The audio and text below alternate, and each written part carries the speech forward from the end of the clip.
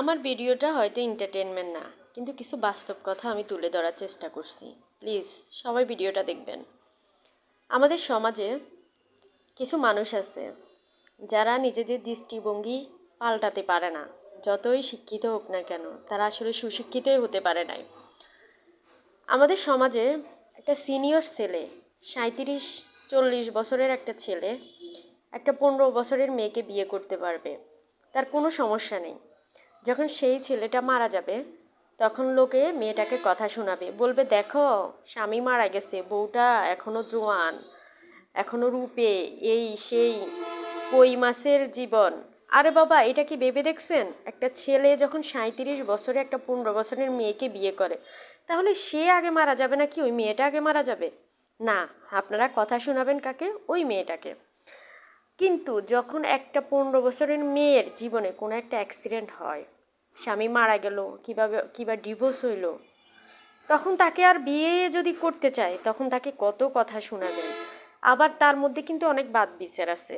সে কোনো জুনিয়রকে বিয়ে করতে পারবে না। কোনো জুনিয়র ছেলে যদি তাকে পছন্দ করে, তাহলে তো কথাই শেষ। হ্যাঁ, বুড়ো মহিলা জুনিয়র বাচ্চা ছেলেকে ধরছে কেন রে বাবা? দৃষ্টিভঙ্গি পাল্টাতে পারেন না? একটা 37 বছরের ছেলে যদি 15 বছরের মেয়েকে বিয়ে করতে পারে, তাহলে একটা 15 বছর 20 বছরের মেয়ে, একটা 25-30 বছরের মেয়ে, একটা 22 বছরের 20 বছরের ছেলেকে বিয়ে করতে তার সমস্যা কি? তখন তার বয়স অনেক বেশি হয়ে যায়, সেই মেয়েটা বুড়ি হয়ে যায়।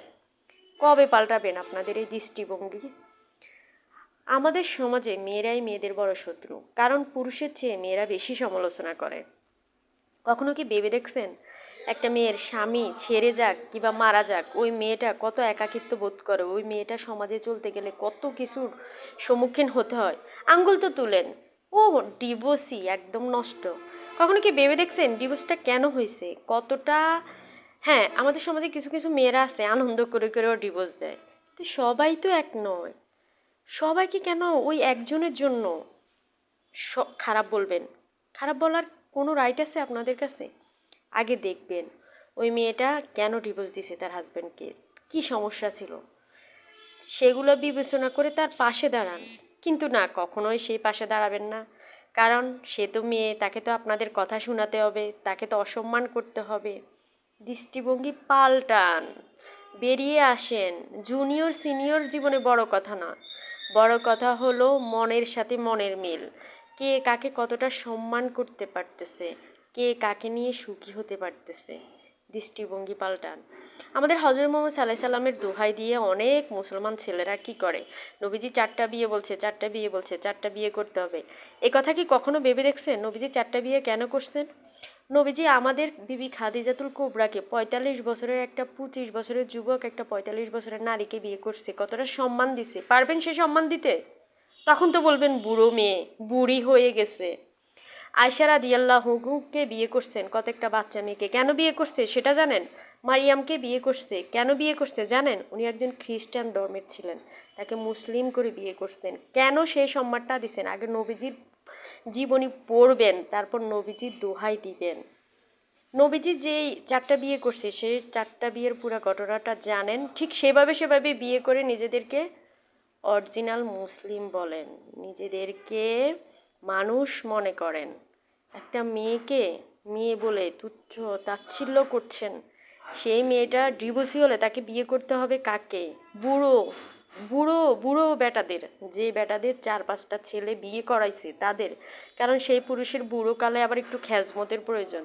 কেন রে বাবা? ওই নারীর কি শখ আহ্লাদ বিসর্জন দিছে? তার জীবনে কোনো শখ আহ্লাদ নেই।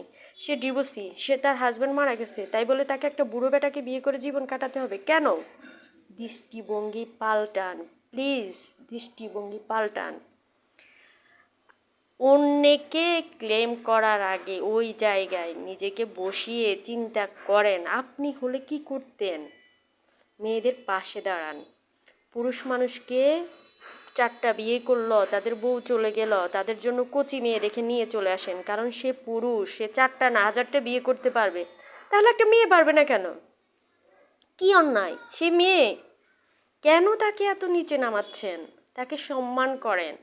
একটা মেয়েকে ডিভোর্সি এই ধরনের কলঙ্ক না দিয়ে সমাজে যারা আছেন দায়িত্ব নিয়ে তাকে একটা ভালো ছেলের সাথে বিয়ে দেওয়ার চেষ্টা করেন। তার জন্য বিয়ের জন্য আসলে তার নামে বদনামি না করে তাকে ভালো ছেলের হাতে তুলে দেন, দৃষ্টিভঙ্গি পাল্টান।